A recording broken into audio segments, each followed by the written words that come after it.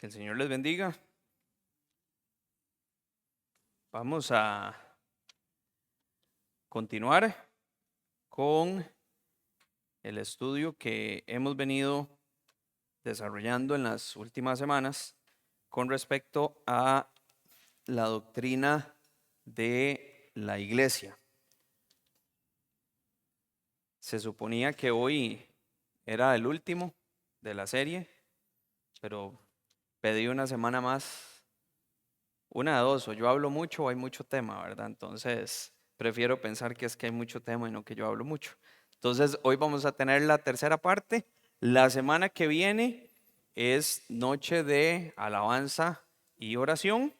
Y la semana siguiente, de hoy en 15 días, estaríamos terminando con esta serie sobre la doctrina de la iglesia o eclesiología. Entonces, vamos a orar para poner este tiempo en manos del Señor y arrancamos.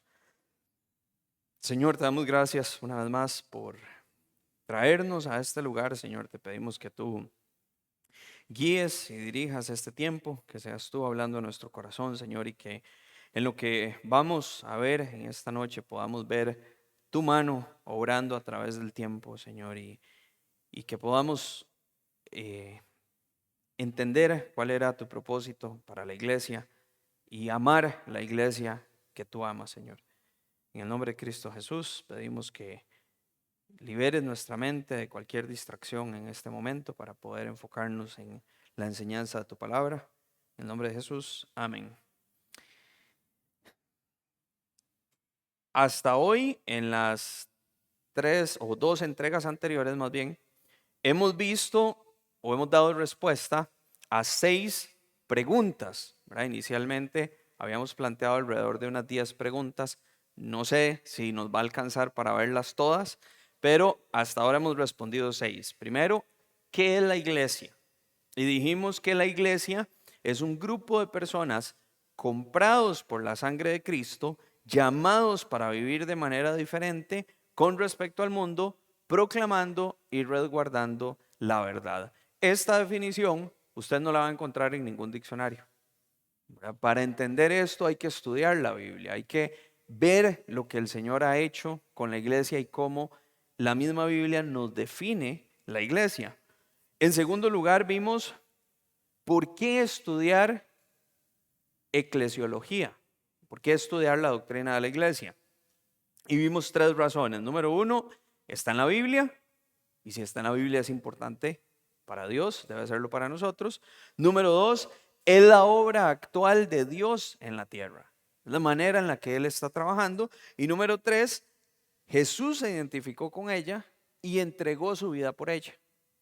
Luego, la siguiente pregunta era: ¿cuál es el origen de la iglesia? ¿Dónde nace la iglesia? La iglesia siempre estuvo en la mente de Dios, pero no existía físicamente antes ni durante el ministerio de Jesús. Pero hay gente que va a decir lo contrario: no, es que siempre ha existido. No, la iglesia no existía porque cuando Jesús dice en Mateo 16:18, sobre esta piedra edificaré mi iglesia, está hablando en futuro de algo que todavía no ha sucedido, pero sobre esto vamos a profundizar un poco más hoy.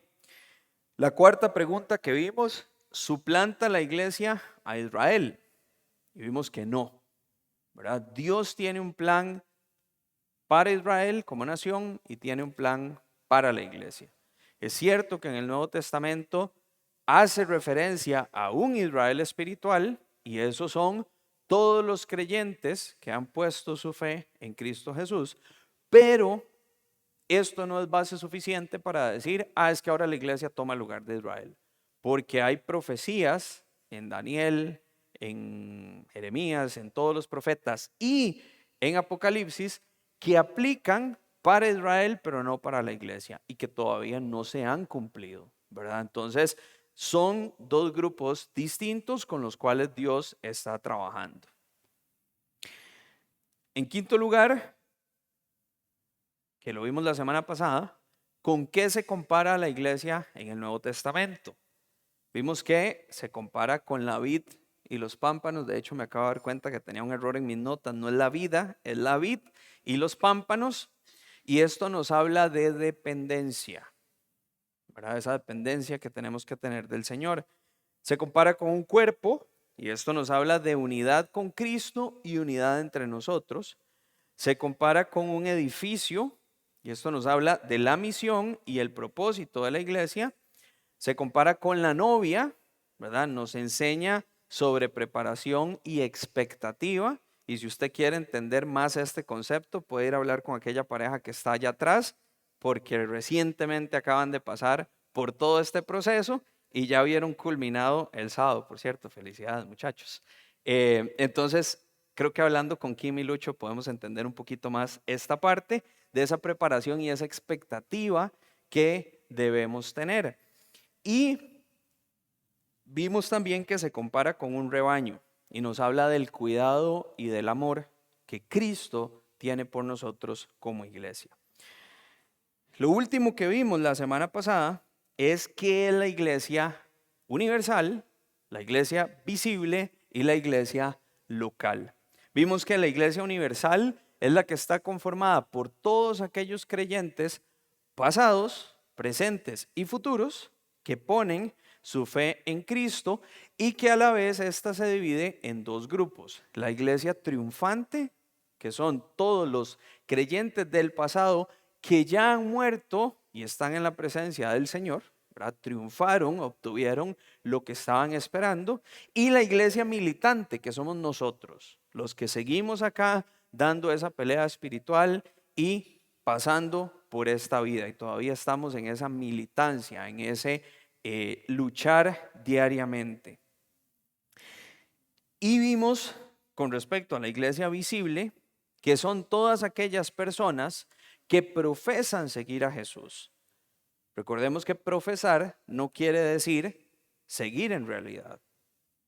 Es diferente, ¿verdad? Una cosa es decir yo creo y otra cosa es realmente creer, ¿verdad? Porque el que cree y el que realmente sigue a Jesús, aun cuando vengan las situaciones difíciles, se va a fortalecer y se va a mantener, ¿verdad? Y recuerden que vimos este pasaje donde el Señor dice que a muchos les diré, me dirán, Señor, Señor, en tu nombre hicimos, y Él les va a decir, apártense de mí todos los que practican iniquidad o hacedores de maldad, según la versión que usted está leyendo.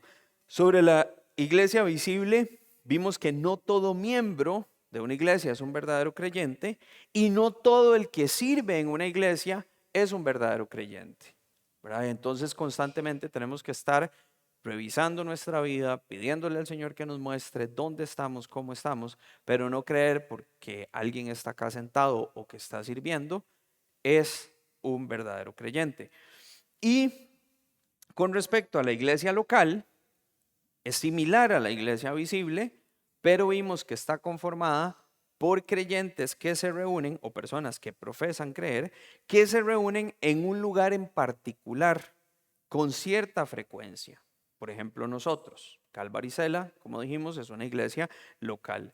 Y algunas cosas que vimos con respecto a esto, se reúne regularmente, es un grupo organizado, tiene un liderazgo establecido, tiene la responsabilidad de guardar y observar las ordenanzas, debe preservar la verdad, debe predicar el evangelio con transparencia y de una forma directa, y también tiene que evitar ofender a la gente en la forma en la que entregue el mensaje. Dijimos que si alguien se va a ofender, que se ofendan por el mensaje, pero no por la forma en la que nosotros lo estamos entregando. Hoy vamos a continuar con este tema y nos vamos a enfocar bastante en la historia de la iglesia, ¿verdad? De hecho, la semana pasada pensé que íbamos a ver 4 preguntas, vimos 2. No, más bien 3 y vimos 2. Esta semana pensé que íbamos a hacer 4, vamos a ver una, ¿verdad? Porque cuando uno empieza a estudiar este tema de la historia de la iglesia, es muy interesante. Ahora, hay una frase bastante famosa, no es bíblica, pero dice, aquellos que no conocen su historia están condenados a repetirla. y esto, aunque no es algo que está en la Biblia, no es un versículo, aplica para la iglesia cristiana. Tenemos que conocer qué ha pasado a través de la historia de la iglesia por dos razones. Una, evitar repetir los mismos errores. Y dos, porque también podemos copiar aquellas cosas que sí se han hecho bien. Además, cuando estudiamos la iglesia, podemos ver cómo el enemigo intentó destruir la iglesia con diferentes estrategias, pero cómo Dios usa esas mismas estrategias para sus propósitos o también protege en medio de esa adversidad. Yo difícilmente he escuchado estudios sobre la iglesia, ¿verdad? O sobre la historia de la iglesia. Casi siempre, si usted quiere aprender, tiene que estudiarlo. Y por eso es que quiero dedicar un tiempo la noche de hoy para que veamos este tema y sepamos de dónde venimos, ¿verdad? Y cómo personas han arriesgado su vida por la iglesia, por lo que para Cristo era valioso o es valioso. La primera mención, como ya hemos dicho, de la iglesia que tenemos en la Biblia está en Mateo, y vamos ahí al capítulo 16, Mateo 16, 18. Lo tenemos, sí. Dice, y yo también te digo que tú eres Pedro, y sobre esta roca edificaré mi iglesia, y las puertas del Hades no prevalecerán contra ella. Esta es la primera vez que se menciona la iglesia, y vea que se menciona como algo que se va a hacer en el futuro. Cuando estudiamos la historia de la iglesia, o más bien cuando empecé a estudiar, yo pensé que iba a ser una breve reseña de la historia, pero no estuve ni cerca de ser breve, ¿verdad? Y hoy se van a dar cuenta de eso. Pero mientras estudiaba la última parte de este versículo, comenzó a tener mucho más sentido. Cuando dice, mi iglesia y las puertas del Hades no prevalecerán contra ella. Lo primero que tenemos que ver acá y que nos tiene que quedar claro es que la iglesia es de Jesús. Él la compró. La iglesia no es del pastor, no es de los pastores, no es de una organización. La iglesia es de Cristo.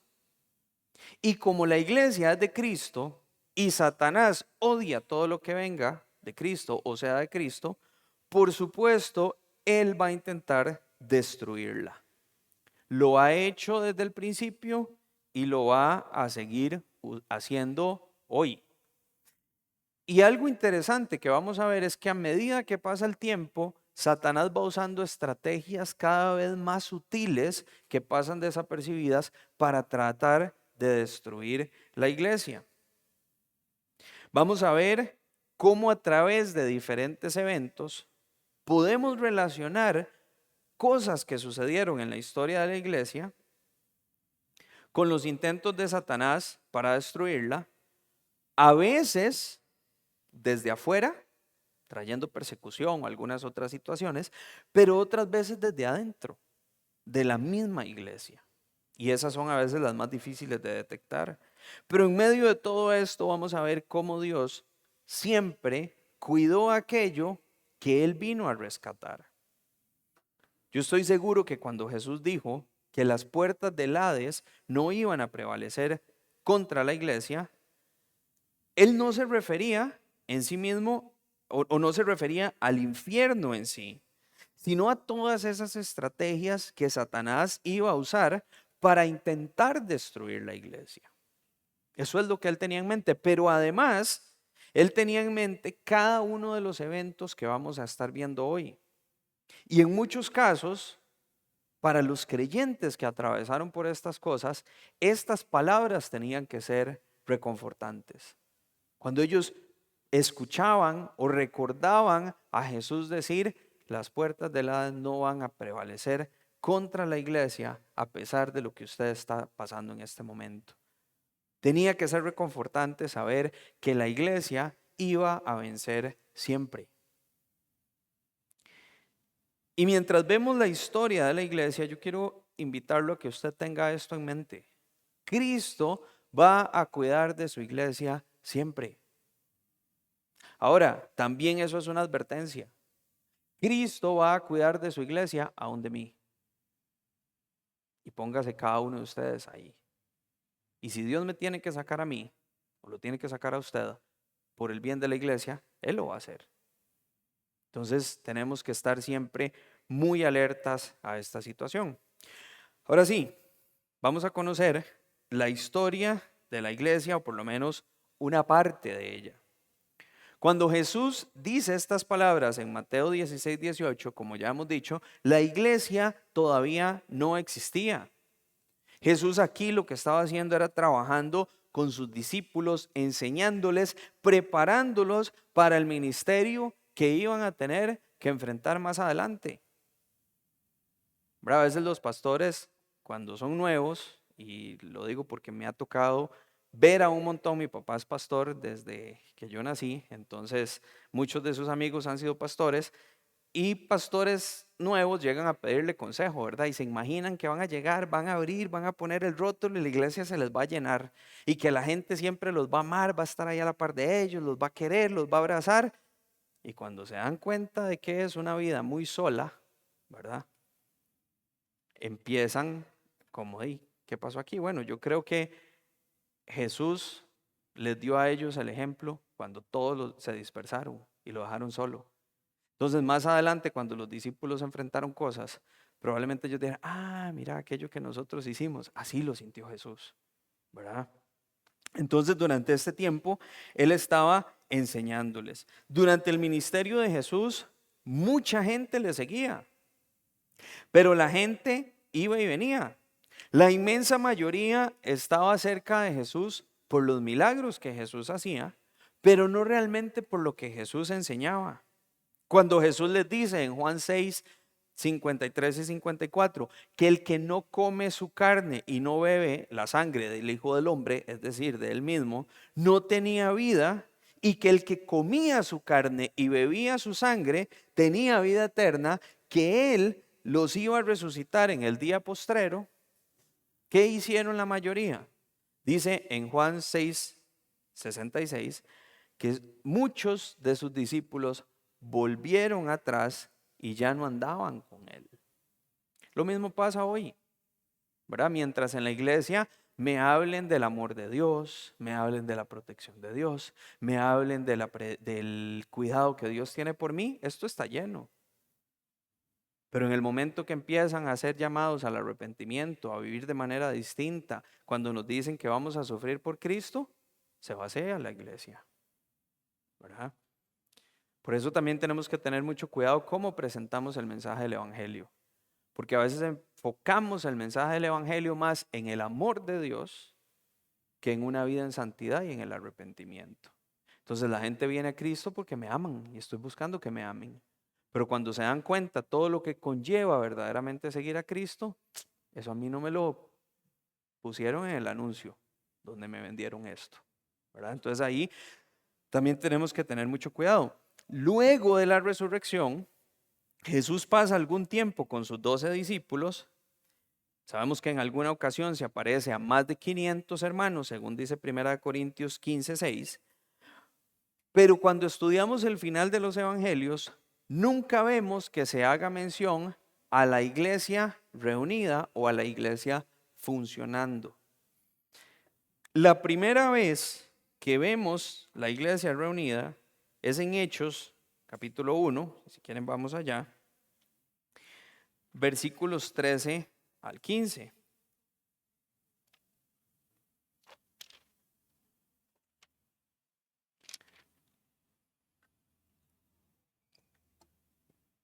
Dice,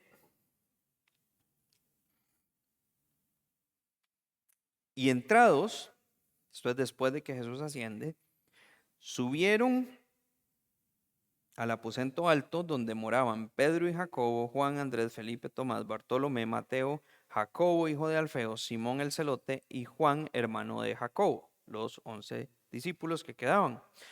Dice, todos estos perseveraban unánimes en oración y ruego. ¿Con quiénes? Con las mujeres, con María la madre de Jesús y con sus hermanos. En aquellos días, Pedro se levantó en medio de los hermanos y los reunidos eran como 120 en número. Y vamos a resaltar acá tres cosas importantes. Número uno, la iglesia estaba, o esta primera iglesia estaba liderada por los apóstoles. Número dos, perseveraban en oración y ruego.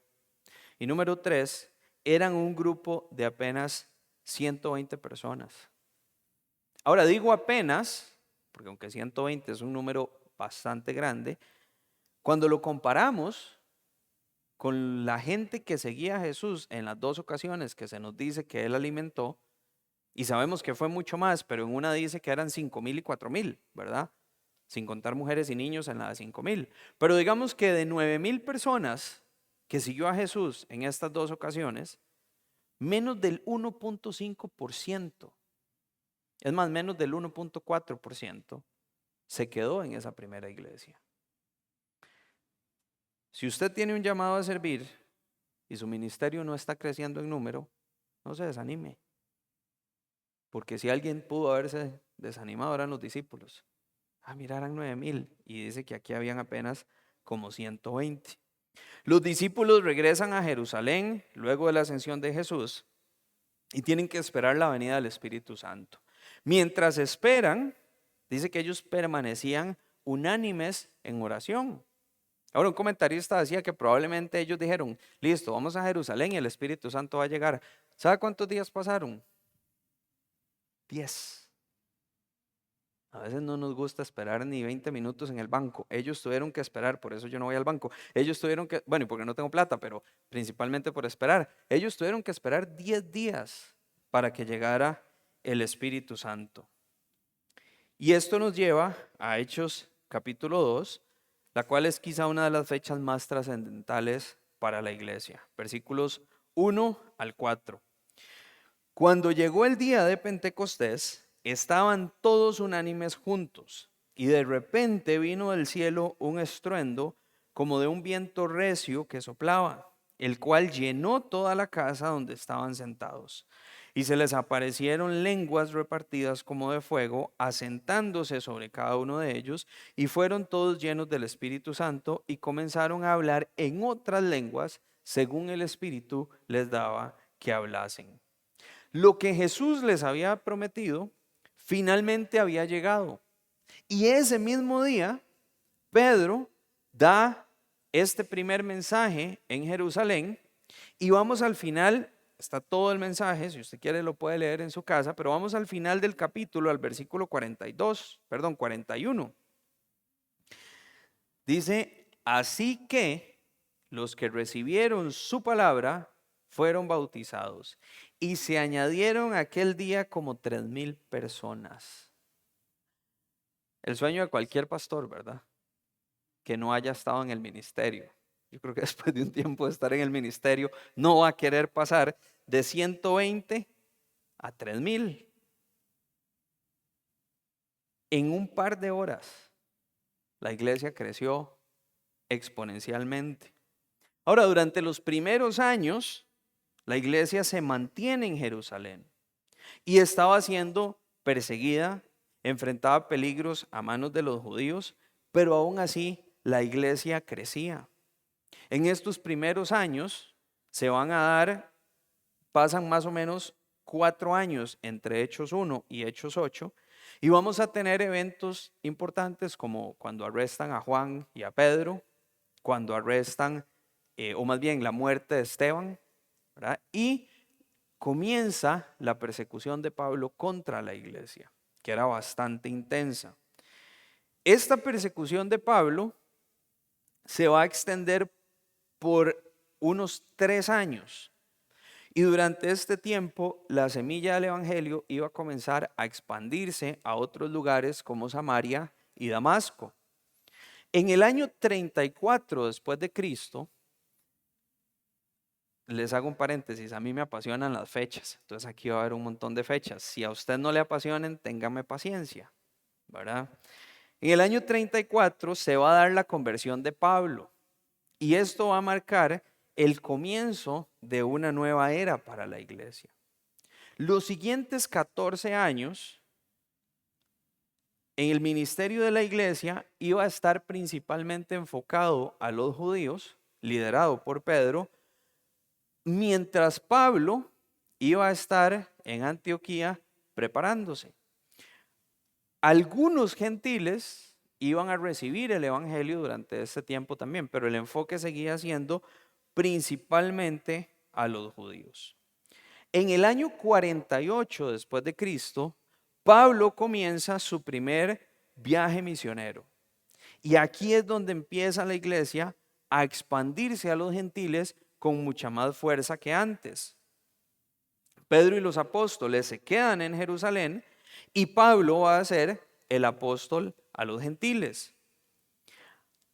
A medida que la iglesia iba creciendo, por supuesto que iba a haber diferencias, principalmente culturales entre judíos y gentiles.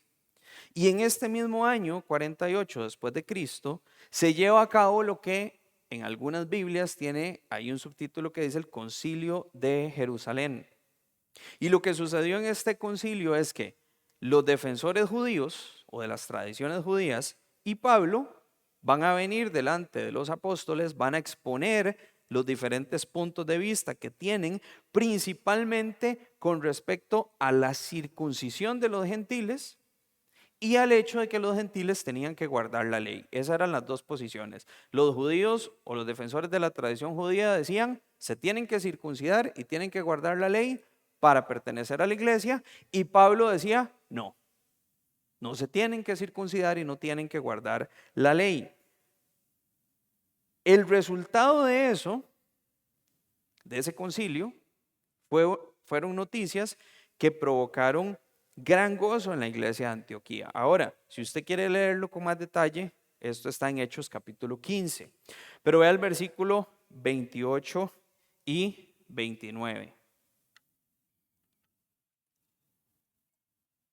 Hechos 15, 28 y 29 dice, porque ha parecido bien al Espíritu Santo y a nosotros no imponeros ninguna carga más que estas cosas necesarias.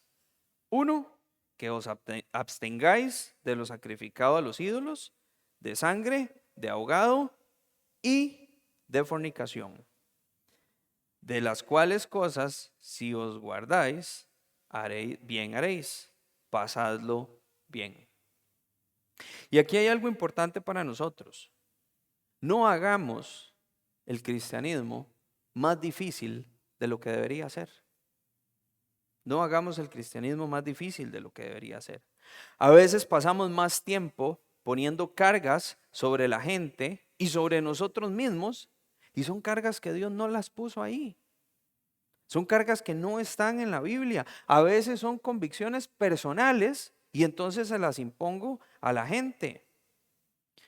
Tenemos que restringir únicamente lo que Dios restringe y guardar silencio donde Dios guardó silencio. Es así de sencillo. Y si usted tiene una convicción personal y para usted eso es importante, déjelo ahí, en usted mismo, pero no se le imponga a otros. Ahora, si usted tiene una convicción, usted sí la tiene que respetar y usted sí la tiene que cumplir. Porque si es una convicción, es algo que el Señor le está dando a usted. Pero a veces yo quiero llevar mis convicciones y decir todo el mundo tiene que hacer esto porque es que yo lo veo así, ¿verdad? Pero no hagamos las cargas más pesadas de lo que deberían ser y apeguémonos siempre a lo que dice la palabra con respecto a esas cosas.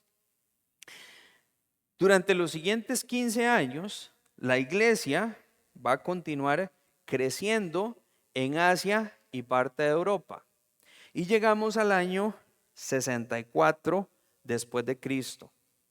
Este año es muy importante principalmente en Roma porque Nerón, el emperador de ese momento, le va a prender fuego a la ciudad y va a culpar a los cristianos y va a usar esto como excusa para perseguirlos de una manera mucho más feroz que lo hacía antes, ¿verdad? Entonces, durante este tiempo, a los cristianos los tiraban al Coliseo para que se los comieran las fieras.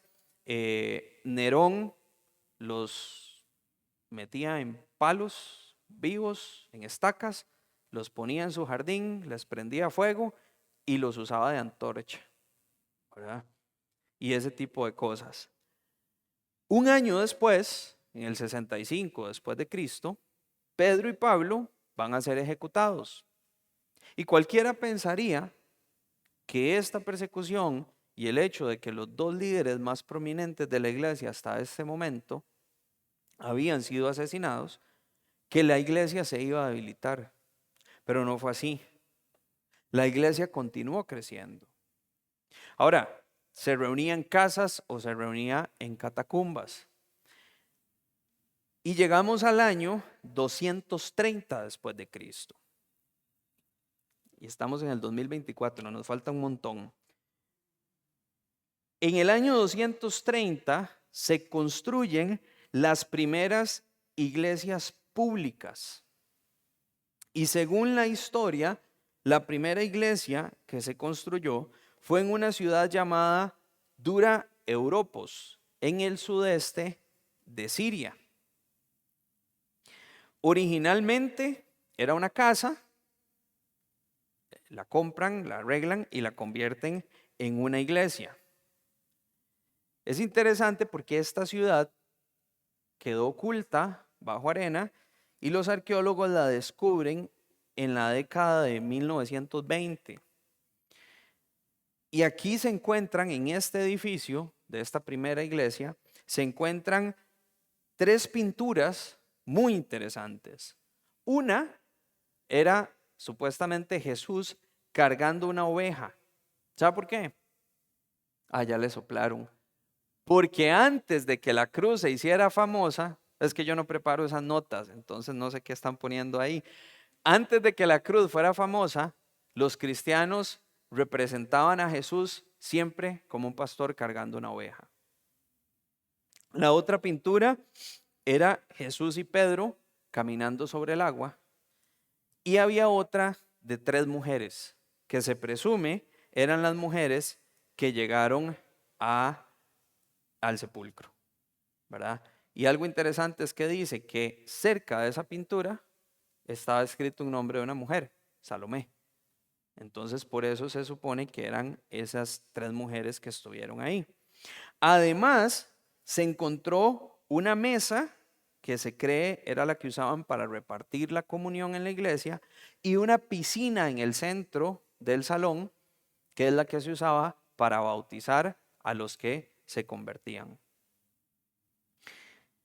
Vamos hasta el año 303 después de Cristo. Y aquí vamos a marcar la peor persecución contra el cristianismo. Y esto se conoce como la gran persecución o la persecución de Diocleciano. Para todas aquellas que estén pensando tener hijos, aquí tienen un bonito nombre para su bebé. Diocleciano, Dioclecianito, ustedes escogen cómo le ponen. Diocleciano fue un emperador romano desde el 284 hasta el 305. La mayor parte de su reinado, el cristianismo vivió una paz relativa y pasó casi desapercibido.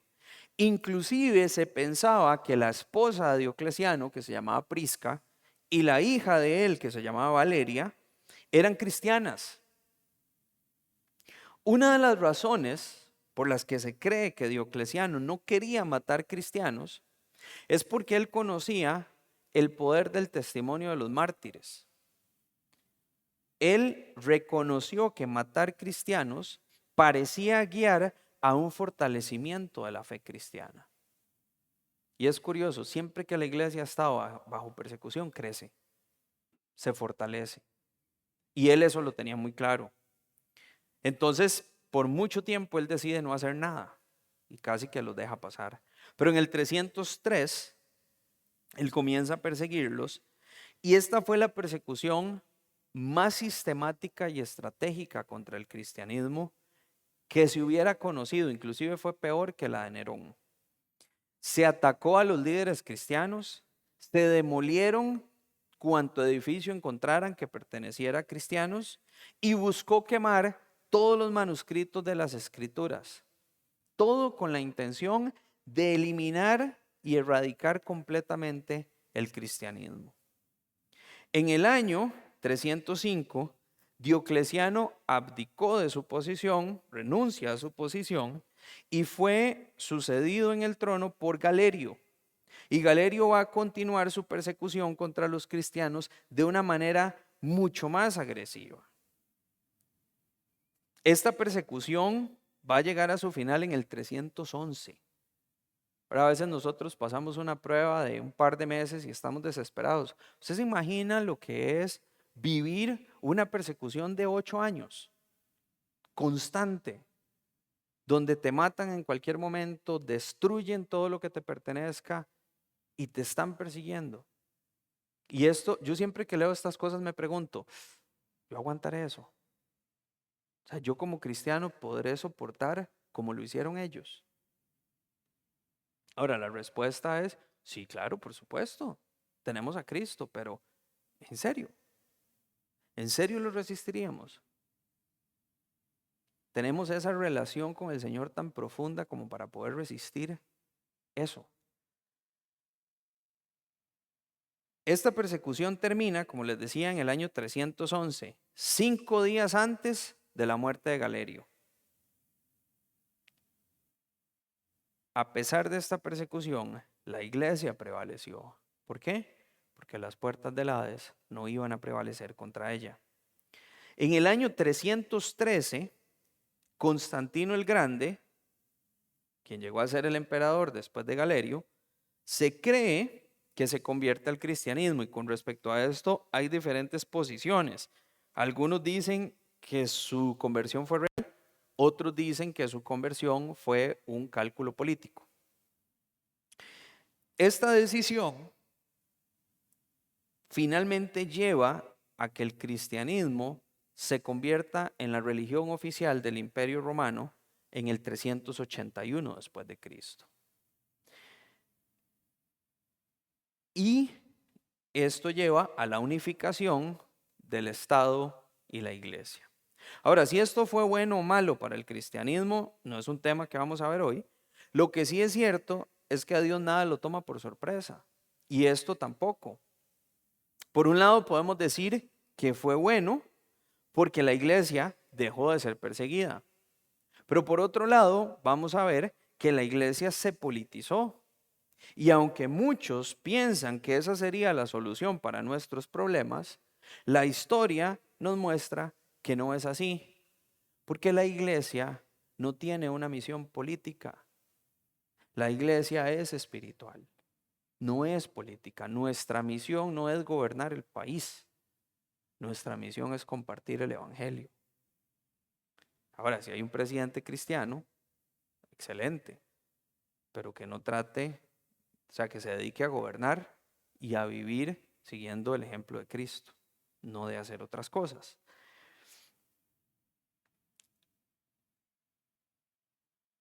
Esta situación que se da en Roma durante estos años permite que el evangelio se esparza con mayor facilidad a través de todo el imperio, pero por otro lado lleva a que se mezclen prácticas paganas con las enseñanzas de la Escritura.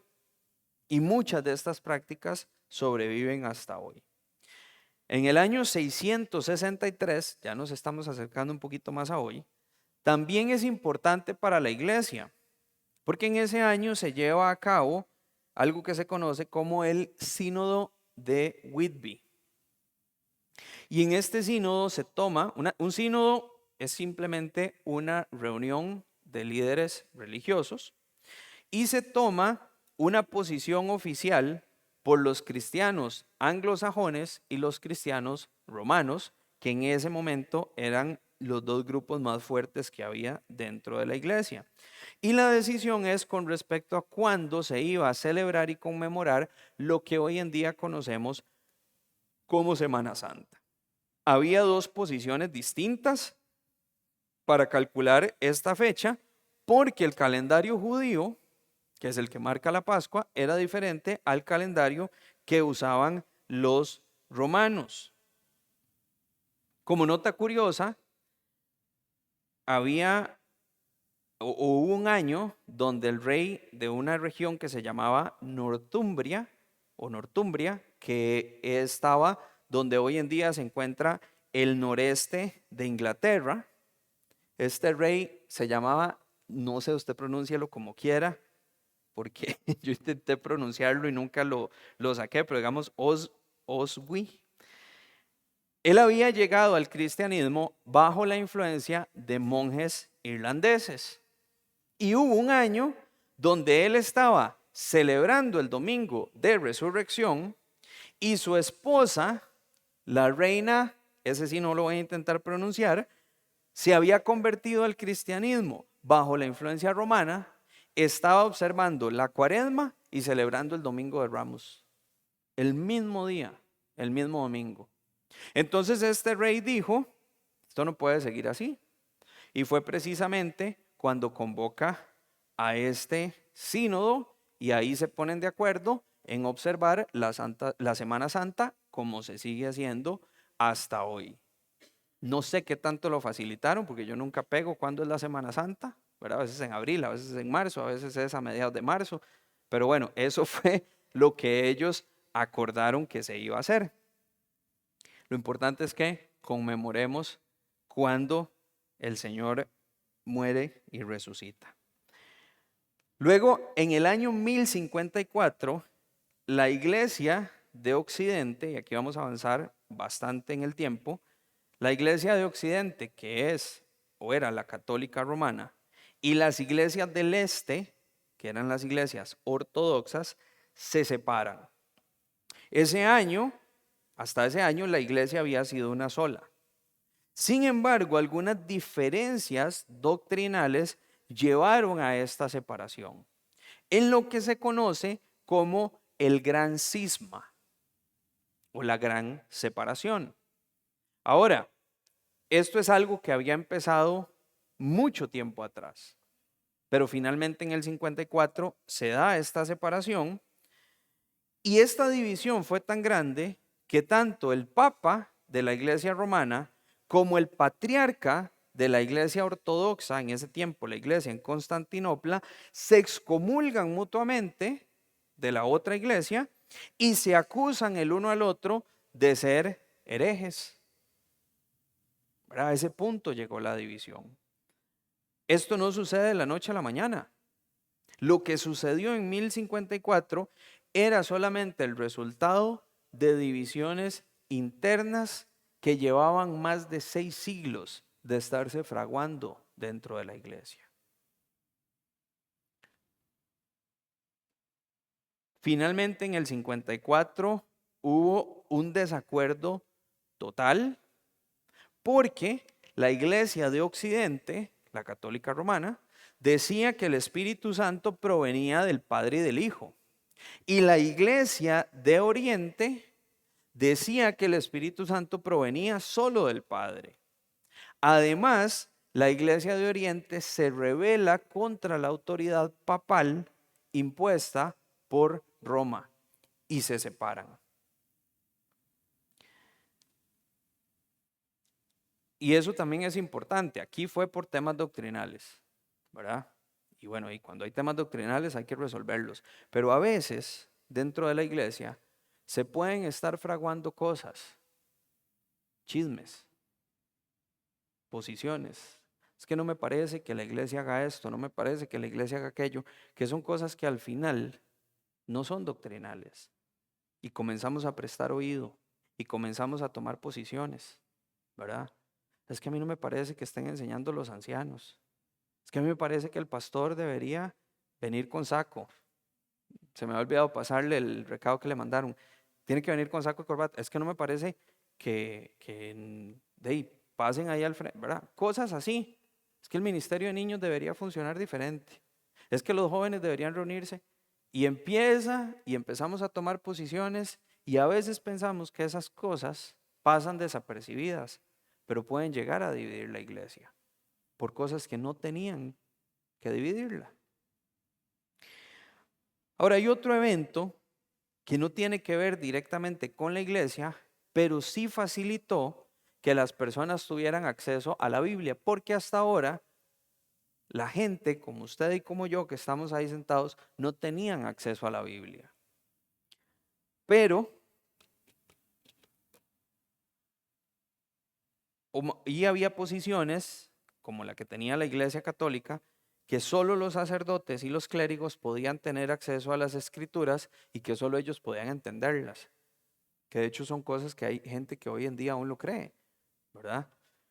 Pero estas posiciones comienzan a debilitarse y a verse amenazadas por este evento. En el año 1456, Johannes Gutenberg crea la imprenta y el primer libro que imprime es la Biblia. Entonces esto permite que las personas comiencen a tener acceso a la Biblia.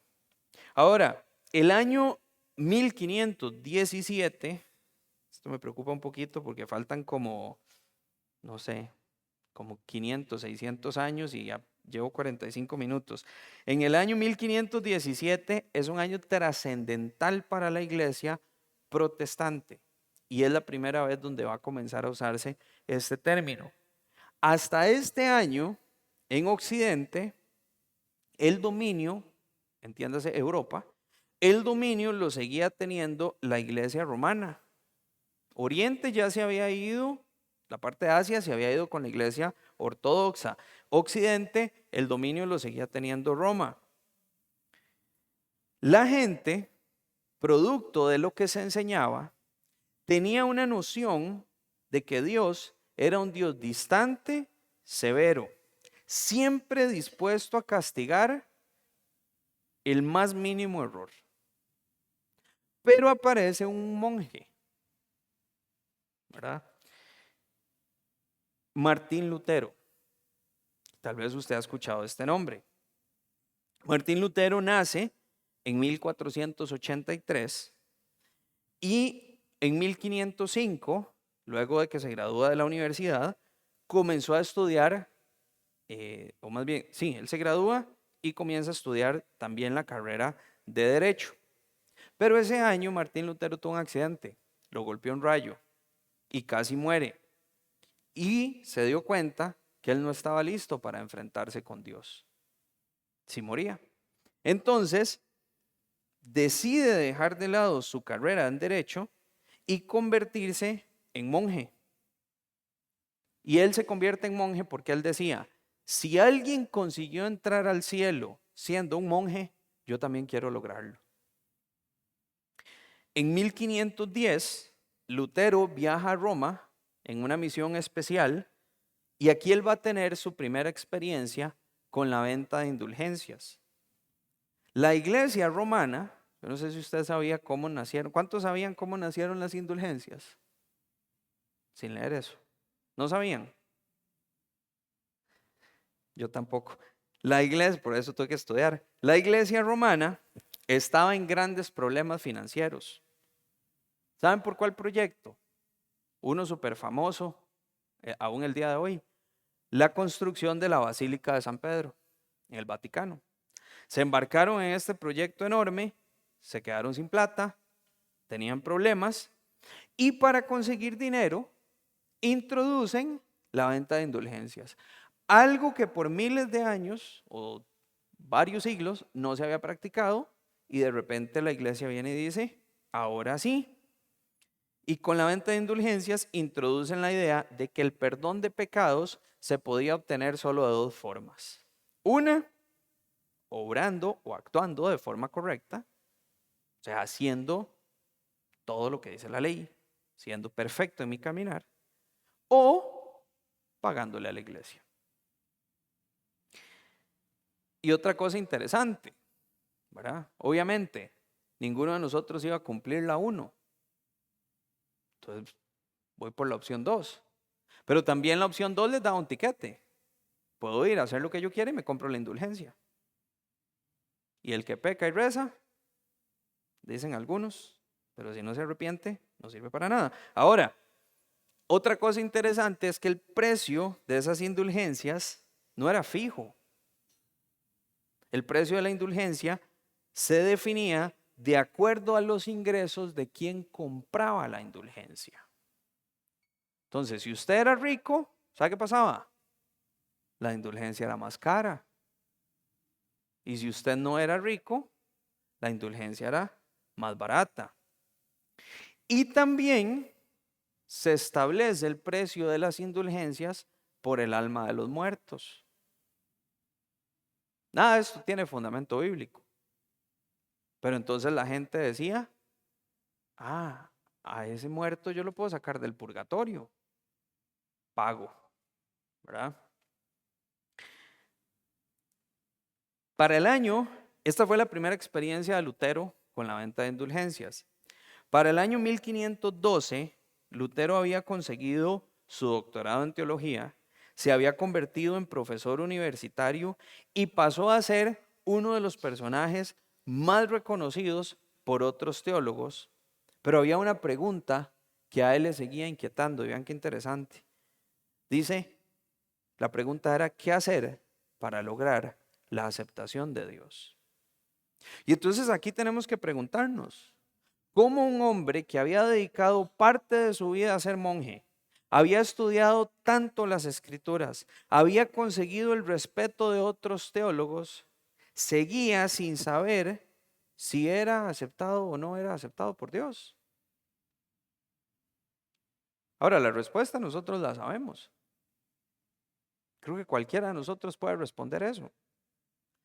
Y fue precisamente la búsqueda de esa respuesta lo que llevó a Lutero a profundizar más en el estudio de las escrituras. Porque ningún ritual o ninguna norma impuesta por la iglesia romana hasta ese momento fue capaz de responderle a Lutero esta pregunta. Solo Dios, a través del Espíritu Santo, cuando él estudió las escrituras. Lutero se pone a estudiar de manera detallada la carta a los romanos y entiende 4 cosas. Número 1, Dios no es solo un juez justo, sino también un padre que ama a las personas que él mismo creó. Número 2, Dios envió a su Hijo a vencer el pecado, que es lo que separa a los hombres de Dios. Número 3, cualquiera que crea en Dios y su Hijo Jesucristo recibe el don gratuito de la justificación ante el Todopoderoso. Y número 4, la salvación se alcanza por gracia divina y solo a través de la fe. ¿Sabe qué se cayó cuando Lutero entendió eso? La venta de indulgencias en la mente de Lutero. Ya no tenían sentido. Tal vez para nosotros hoy estos 4 puntos que acabamos de ver sean obvios. Y cualquiera de nosotros dice, por supuesto, ¿cómo Lutero no lo sabía? Bueno, es que no existía una Calvary Chapel, no, mentira. No lo sabía simple y sencillamente porque tanto Lutero como la gente que estaba bajo las enseñanzas y el dominio de la iglesia romana no lo sabía. Porque a la iglesia en ese tiempo no le convenía enseñar eso, les convenía vender indulgencias.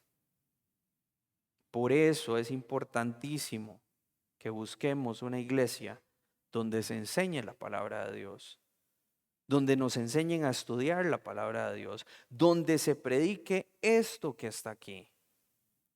Porque si no, a cualquiera nos bailan. Y cada vez que estemos aquí tenemos que darle gracias a Dios de que en esta iglesia hemos encontrado eso.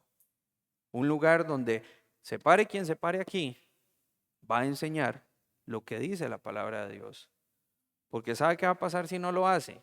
Primero, yo creo que aquel señor que está allá atrás no lo deja terminar. Y segundo, no lo vuelve a dejar pararse aquí adelante.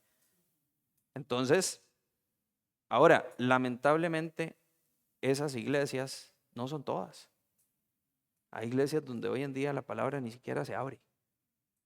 Donde se enseña lo primero que le salga de la panza al que esté al frente. Y eso era similar a lo que pasaba en este tiempo. En octubre de 1517, Lutero organiza un debate sobre la práctica de vender indulgencias. ¿Sabe cuánta gente llegó? Nadie. Entonces, como nadie llega, Lutero escribe sus 95 tesis, las manda a los líderes de la iglesia y va y las pega también en la puerta de la iglesia de Wittenberg. Además, aprovecha la recién inventada imprenta para difundir su mensaje rápidamente. Y esto provocó un caos en las bases de la romana. Tanto así que en el año 1521 en Worms, Alemania, se decreta por los líderes de la iglesia que Lutero era un hereje por enseñar esto, era arrestado y asesinado. Curiosamente nunca lo llevaron a cabo, pero Lutero sí debió vivir el resto de su vida escondido porque y bajo la protección de un señor que se llamaba Frederick el Sabio, porque querían matarlo. Aunque los líderes de Worms trataron de silenciar a Lutero, la reforma de la iglesia protestante ya había iniciado. Y pronto se daría la separación completa entre la iglesia romana y los protestantes.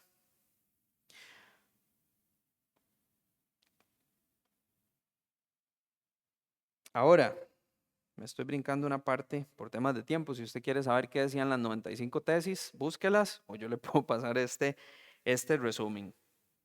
Otro año importante es el año 1525. Aquí inicia el movimiento anabaptista en una clara oposición a la práctica común de bautizar infantes. Este grupo creía que bíblicamente el bautismo debía ser posterior a la salvación y por personas adultas que se habían arrepentido de sus pecados y habían recibido la salvación. Entonces, como ellos tenían esa posición, les llamaban anabautistas. Ana quiere decir otra vez. Entonces significaba bautizados otra vez. Esta palabra para ellos era bastante ofensiva porque ellos decían, no, es que el bautismo que nos hicieron de niños no valía. Entonces yo no he sido bautizado otra vez, estoy siendo bautizado por primera vez. Todo esto que hemos visto hasta ahorita sucedió en Europa y parte de Asia. Y no sería sino hasta el siglo XVI y XVII que el cristianismo va a comenzar a llegar al continente americano. Los franceses, españoles y británicos llevan el catolicismo a una parte de Canadá, Centroamérica y parte de las costas noreste de Estados Unidos y del Caribe, mientras que misioneros de Europa del Norte van a llevar el protestantismo al resto de Estados Unidos y otras partes de Canadá. Y tal vez usted hasta aquí se está preguntando, bueno, ¿y qué tiene que ver todo esto con nosotros? ¿De dónde viene Calvary Chapel? ¿Dónde calza Calvary dentro de todo esto? Bueno, que dicha que me lo preguntaron. En el verano de 1961, un grupo de mujeres adultas mayores comenzó a reunirse en un salón recreativo de un parque de campers o de trailers, ¿verdad? Estos que son como casas que están en un bus. En Estados Unidos es muy frecuente que hayan lotes grandes y la gente llega y parquea ahí sus campers y ahí viven. Entonces comenzaron a liderar o a reunirse ahí e invitan a un pastor que se llamaba Floyd Nelson. Y vean qué interesante, el objetivo de estas mujeres era llevar la iglesia donde una amiga de ellas que se llamaba Maud. Y ella vivía en este lugar. Entonces probablemente como la señora no quería ir a la iglesia, ellas le llevan la iglesia a ella. 3 semanas después, el grupo comienza a reunirse en un Girls Club que viene siendo como un tipo de Boy Scouts en Costa Mesa, California. El grupo sigue reuniéndose y se mantuvo siempre con una membresía de alrededor de 25 personas.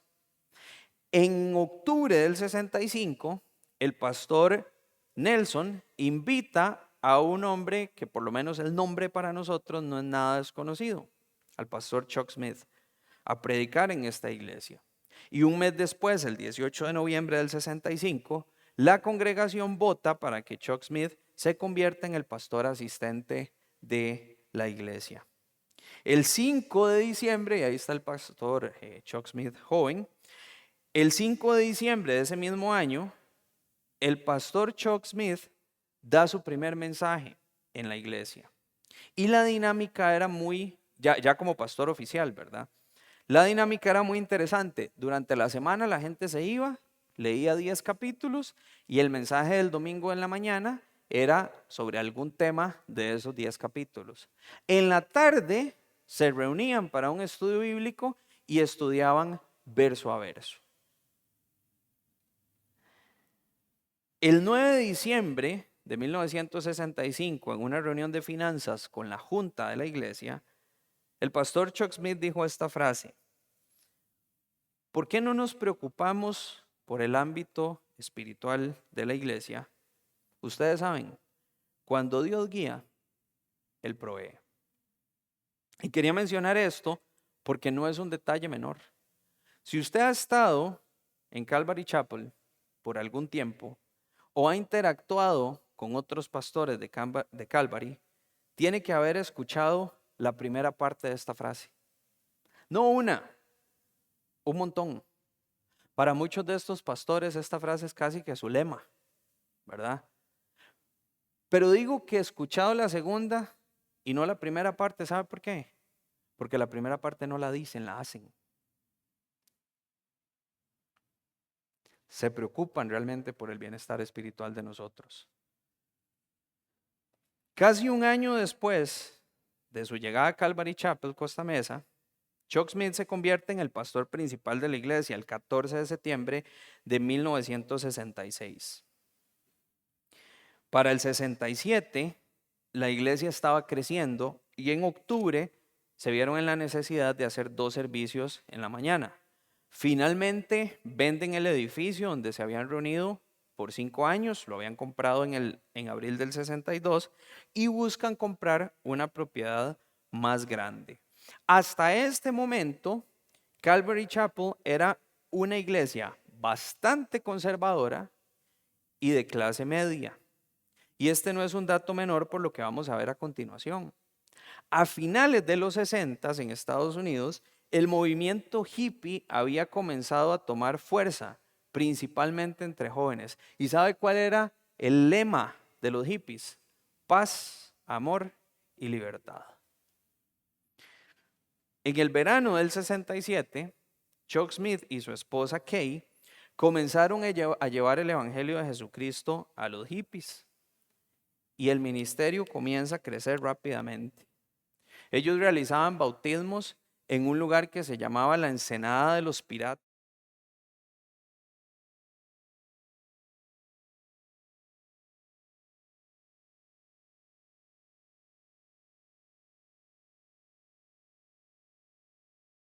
Del 68, los hippies comenzaron a llegar a la iglesia.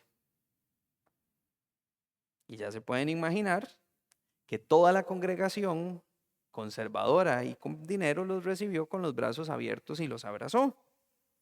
Por supuesto que no. Las principales preocupaciones de estos conservadores ricos, ¿saben cuáles eran? 3. Ahí está el pastor Chuck con los hippies en la foto anterior. Las 3 preocupaciones principales eran que los hippies influenciaran negativamente a sus hijos. Si usted es papá, usted sabe que no necesita un hippie para que su hijo se rebele. Número 2, que los vecinos criticaran a la iglesia por permitir hippies en sus cultos y en sus estudios bíblicos en casas. Y número 3, que los hippies mancharan la alfombra con sus pies sucios por andar descalzos. Es curioso, nunca les preocupó el alma a los hippies.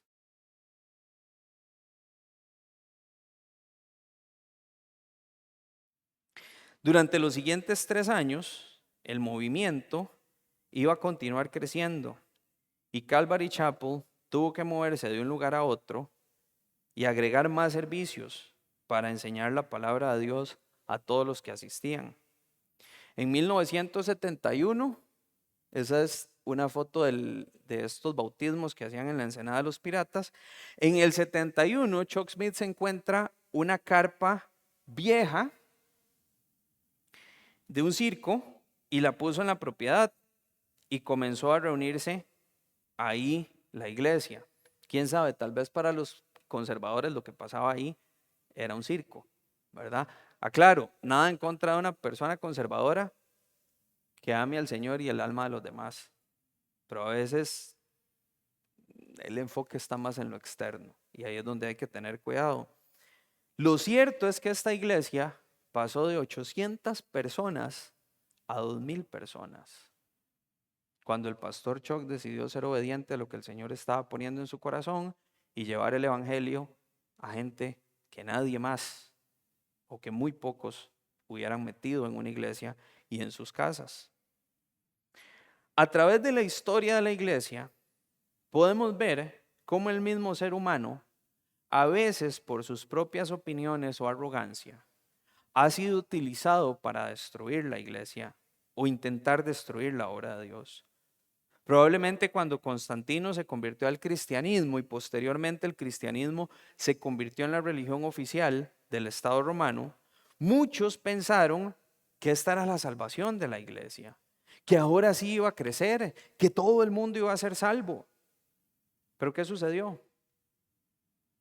Algunos, cuando se vieron con poder, comenzaron a lastimar a otros, perseguirlos, a quemarlos en hogueras porque los consideraban herejes, y eso me llama mucho la atención. Si alguien lo consideraban hereje, en lugar de instruirlo y corregirlo con amor, lo quemaban. Dios no nos llamó a eso, a encarcelarlos, a condenarlos, y comienzan a perder el propósito por el cual Dios dejó la iglesia en la tierra. Dios nunca le ordena en ningún lugar de este libro a la iglesia que vaya a pelear guerras o que vaya a conquistar territorios humanos por la fuerza. Lo que Dios sí nos manda es a ir a compartir el evangelio de amor, de salvación y de arrepentimiento para que la gente esté en paz y viva en libertad. ¿Notó las tres palabras que usé ahí? Paz, amor y libertad, lo que los hippies buscaban. Paz, amor y libertad, lo que el mundo hoy en día está buscando. Pero eso solo se encuentra en Cristo. Sin embargo, a veces nos dedicamos más a pelear o a ir a conquistar por la fuerza que a amar a la gente y a predicar el evangelio. Aun cuando el hombre ha intentado o ha querido manipular el obrar de la iglesia para su beneficio, Dios ha preservado hombres como Martín Lutero que dijeron, no es así como se debe hacer, hay otra manera de hacerlo. Cuando la iglesia comienza a perder su enfoque de alcanzar a los perdidos y comienza a encerrarse en sí misma, Dios ha levantado hombres como Chuck Smith que dicen, esos, los rechazados, los que no pertenecen a la iglesia, a esos es a los que vamos a ir a alcanzar, porque también por ellos murió Jesús. La iglesia es valiosa para Cristo, le costó su sangre. A pesar de todos los intentos de destruirla, Satanás no ha tenido éxito, porque Dios protege a su iglesia. Tenemos que saber de dónde venimos y hacia dónde vamos, porque conocer la historia de la iglesia nos da esperanza de que así como el Señor ha estado con su iglesia hasta hoy, Él va a estar con nosotros aún mañana, sin importar las persecuciones que puedan venir. Recordemos que Jesús dijo, esta es mi iglesia y las puertas del Hades no prevalecerán contra ella. Y mientras el Señor viene, que nos encuentre perseverando unánimes cada día en el templo, partiendo el pan en las casas, comiendo juntos con alegría y sencillez de corazón, alabando a Dios y teniendo favor con el pueblo. Oremos. Señor, te damos gracias por la manera en la que tú has preservado tu iglesia, Señor, como a pesar de cualquier intento de hombres de destruirla, de erradicarla, Señor, tú sigues preservándola con un propósito. Señor, ayúdanos a tener siempre en mente cuál es tu objetivo tu propósito para la iglesia, Señor, que podamos predicar el evangelio correcto y a veces sacar un poquito los ojos de nosotros mismos, de nuestro entorno seguro, Señor, y volver a ver hacia afuera, hacia los perdidos, hacia los necesitados, y cumplir esa misión por la cual tú nos has dejado acá, Señor. En el nombre de Jesús oramos. Amén.